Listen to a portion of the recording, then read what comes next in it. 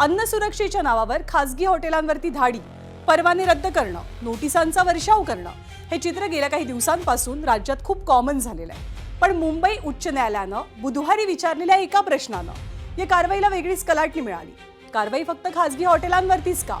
सरकारी कॅन्टीनवरती कारवाई नेमकी कधी होणार? आणि याच प्रश्नानंतर एफडीएनं आपला मोर्चा वळवला, तो मंत्रालय आणि उच्च न्यायालयाच्या कॅन्टीनकडे। गुरुवारी उच्च न्यायालयातल्या स्टाफ कॅन्टीनची तपासणी झाली, ज्यात अन्न सुरक्षा नियमांचं उल्लंघन आणि परवानाच नाहीये हे वास्तव समोर आलं। मग काय, खासगी हॉटेलांना दाखवला जाणारा एफडीएचा कारवाईचा दंडुका थेट न्यायालयाच्या कॅन्टीनवरही चालला। पण खरा ट्विस्ट हा पुढच्या सुनावणीत आला, म्हणजे आजच्या सुनावणीमध्ये एफडीएनं मंत्रालयातील कॅन्टीनचा अहवाल कोर्टात सादर केला। सरकारी वकिलांनी मंत्रालयाच्या कॅन्टीनमध्ये एकही कीटक आढळला नाही हे ऐकताच न्यायमूर्तींनी रोखठोक सवाल विचारला। 5 स्टार हॉटेलमध्ये माशी झुरळ सापडतं, तर मंत्रालयाचं कॅन्टीन इतकं स्वच्छ की तिथे एकही कीटक कसा काय नाही? आणि न्यायालय केवळ इतक्यावरच थांबलं नाही, तर 4 वकिलांना आणि एफडीए अधिकाऱ्यांना प्रत्यक्ष मंत्रालयात जाऊन त्यांनी तपासणीचे आदेशच दिले। अवघ्या 45 मिनिटांच्या पाहणीत वकिलांनी एफडीएचा 98% मंत्रालय कॅन्टीन स्वच्छतेचा दावा खोडून काढला आणि न्यायालयाचा संताप झाला। मंत्रालयातील 3ही कॅन्टीनचे अहवाल कॉपी पेस्ट असल्याचे ताशेरे ओढले। आणि इतकंच नाही, तर खासगी आणि सरकारी आस्थापनांसाठी एफडीए वेगवेगळे निकष लावत असल्याचा गंभीर ठपका सुद्धा उच्च न्यायालयाकडनं ठेवला गेलाय। काय मनापासून आपण इथे साफसफाई, स्वच्छतेकडे आणि जेवणाचं लक्ष देतो। आपण नीटनेटकं झाकून ठेवणे, मुलांना हे ताकीद देणे, कॅप बनायला सांगणे, हँडग्लोव्ह घालायला सांगणे, आपले मनापासून इथे आमचे प्रयत्न आटोकाट चालू असतात। चांगला असतं, कधी आपण चुकून गडबड कधीतरी मीठ कमी जास्त होतं असतं। ते काही लोक त्याविषयी एकदा बोलले, एक माणूस भात चांगला आहे, थोड्या वेळ म्हणतो एक माणूस बरोबर नाही। त्याचं प्रत्येकाच्या प्रतिक्रिया थोडं तरी अलग असतात। कुणाला कधी कमी मीठ कमी जातं, आज चुकून कधीतरी घाई गडबडीत होतं काहीतरी चुकून। तर आज मंत्रालयातल्या कॅन्टीनवरची झालेली कारवाई ही राज्यभरात चर्चेचा विषय ठरली। या कारवाईला नेमकी सुरुवात कशी झाली? या कारवाईमध्ये एफडीए पथकाच्या निदर्शनास नेमकं काय आलं आणि काय घडलं या कारवाई दरम्यान, याचा आढावा घेणारा हा सविस्तर रिपोर्ट पाहूया।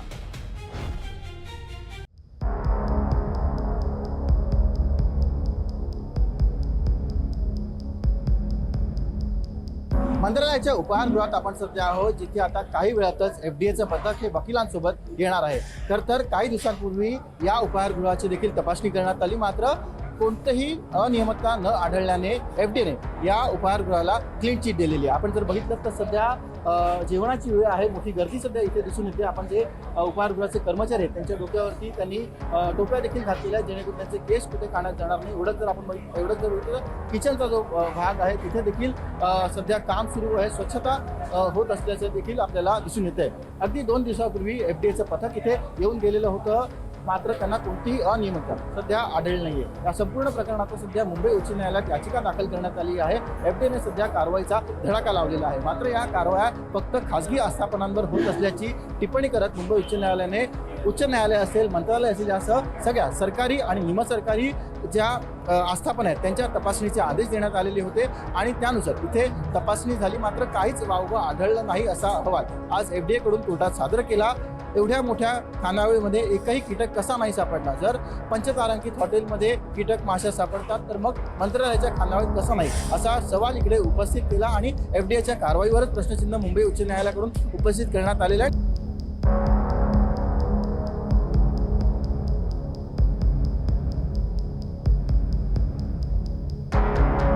हे वकिलांचं पथक हे एफडीएच्या टीम सोबत दाखल झालेलं आहे। पुन्हा नव्याने एफडीए कडून तर ही संपूर्ण तपासणी ही केली जाणार आहे।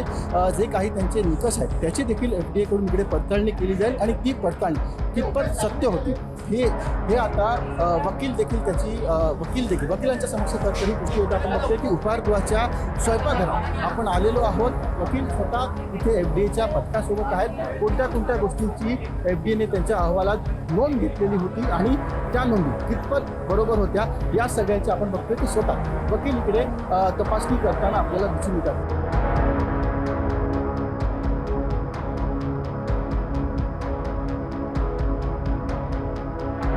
FDAच्या कारवाईनंतर आणि जेव्हा या गोष्टी समोर आला की आज ना उद्या FDAचं पथक इथे देखील धडकेल, त्यानंतर कुठे ना कुठे इथली जी स्वच्छता असेल, इथला जो खाद्याचा दर्जा असेल तो काही प्रमाणात वाढलेला आहे आणि त्यामुळे दर्जा तरी वाढलेला आहे. मात्र असं असलं तरी आपण बघतोय की ज्या काही छोट्या मोठ्या त्रुटींमुळे आजवरती FDA मोठमोठ्या आस्थापनांवरती कारवाई करत होती, त्यांना त्यांचे परवाने रद्द करत होती, त्यालाच घेऊन मुंबई उच्च न्यायालयात याचिका दाखल झाल्या.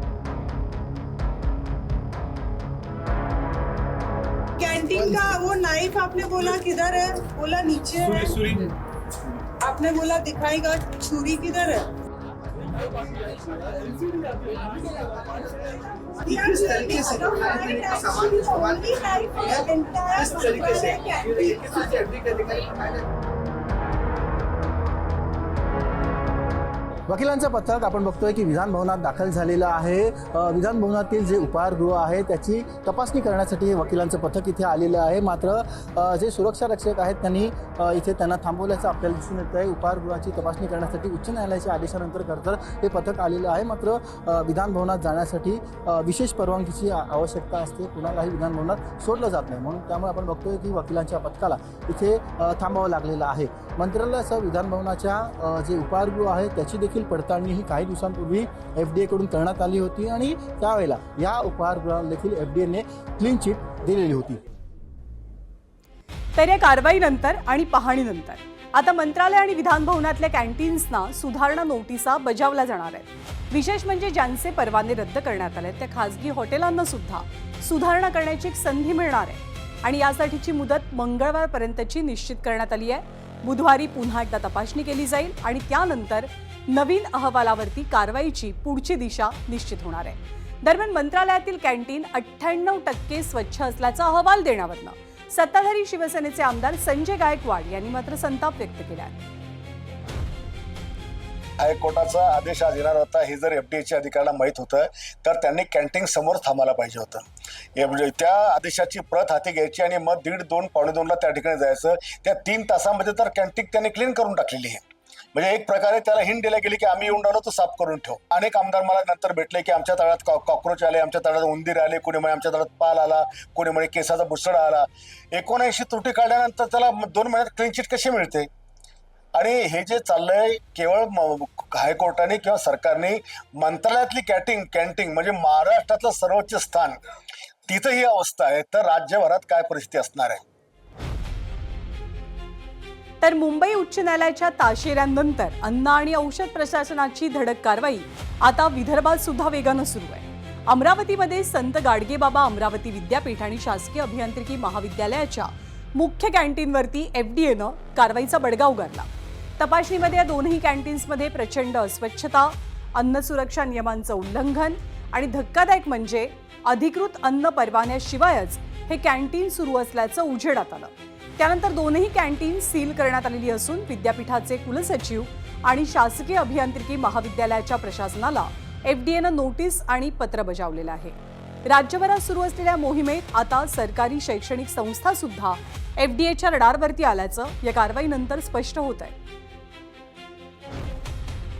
अमरावती येथील शासकीय अभियांत्रिकी महाविद्यालय येथे धडक देऊन तिथे तपासणी केली असता तेथील उपहारगृह सुद्धा आम्हाला विनापरवाना सुरू असल्याचे आढळले. अभियांत्रिकी महाविद्यालयाचे प्राचार्य श्री महल्ले यांना आम्ही त्यासंबंधीचे पत्र देऊन तेथील उपहारगृह सुद्धा सील केलेले आहे. आणि अमरावती जिल्ह्यात जे काही शासकीय आश्रमशाळा, विद्यालय आणि शासकीय कार्यालयातील उपहारगृह आहेत त्याची आम्ही नियमित तपासणी करणार आहोत. तर खासगी हॉटेलांवरती धाडी टाकताना FDAचा दंडुका जितका धारधार दिसतो तितकाच तो सरकारी कॅन्टीन समोर बोथट का होतो असा प्रश्न आता विचारला जातोय. मंत्रालयात एकही कीटक नाही असा दावा करणारा अहवाल न्यायालयानंच फेटाळून लावला. कॉपी पेस्ट अहवालावरती ताशेरे ओढले आणि पुन्हा तपासणीचे आदेश द्यावे लागले. मग प्रश्न एकच आहे की FDAची कारवाई खरंच सर्वांसाठी समान आहे की सरकारी दारात ती कारवाई पोहोचली की नियमांचं सुद्धा VIP-करण होतं? मुंडेंनी खासगी आस्थापनांवरती कारवाईचा धडाका लावलाय, पण न्यायालयानं एका सुनावणीत दाखवून दिलं झुरळ सरकारी असो की खासगी, अन्न सुरक्षा नियमांना VIP पास नसतो.